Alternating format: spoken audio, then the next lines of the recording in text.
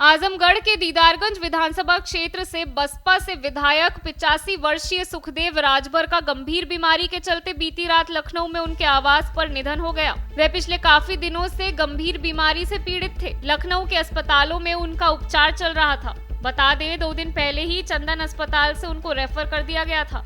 डॉक्टरों के कहने पर परिजन लखनऊ आवास लाए थे। यहाँ बीती रात उनका निधन हो गया। मिली जानकारी के मुताबिक उनका पार्थिव शरीर उनके पैतृक निवास आजमगढ़ के बरदह थाना के बड़गहन पर मंगलवार को ले जाया जाएगा।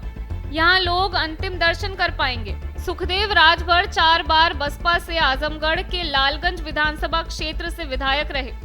इसके बाद नए परिसीमन में नए बने दीदारगंज विधानसभा क्षेत्र में उनको पहली बार 2012 में सपा के आदिल शेख से हार मिली थी, लेकिन 2017 के विधानसभा चुनाव में फिर से वह दीदारगंज से बसपा के लिए विधायक चुने गए। सुखदेव राजभर बसपा कार्य सरकार के कार्यालय में विधानसभा अध्यक्ष पद पर रहे।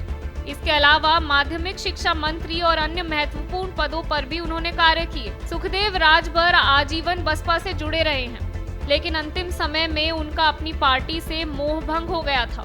जब वह गंभीर बीमार थे तब समाजवादी पार्टी के अखिलेश यादव उनसे मिलने लखनऊ स्थित उनके आवास पर गए थे। यहाँ पर सुखदेव राजभर ने अपने पुत्र कमलकांत राजभर को उनके हाथों सौंपने की बात भी कही थी, जिसके बाद उनके पुत्र कमलकांत राजभर समाजवादी पार्टी में शामिल हो गए।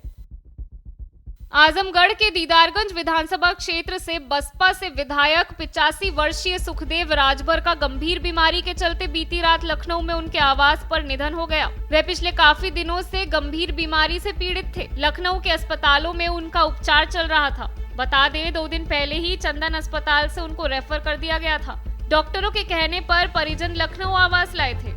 यहाँ बीती रात उनका निधन हो गया। मिली जानकारी के मुताबिक उनका पार्थिव शरीर उनके पैतृक निवास आजमगढ़ के बरदह थाना के बड़गहन पर मंगलवार को ले जाया जाएगा। यहाँ लोग अंतिम दर्शन कर पाएंगे। सुखदेव राजभर 4 बार बसपा से आजमगढ़ के लालगंज विधानसभा क्षेत्र से विधायक रहे।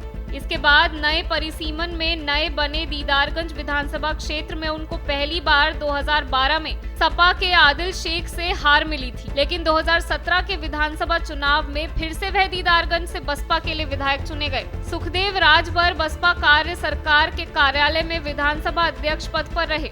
इसके अलावा माध्यमिक शिक्षा मंत्री और अन्य महत्वपूर्ण पदों पर भी उन्होंने कार्य किए। सुखदेव राजभर आजीवन बसपा से जुड़े रहे हैं, लेकिन अंतिम समय में उनका अपनी पार्टी से मोह भंग हो गया था।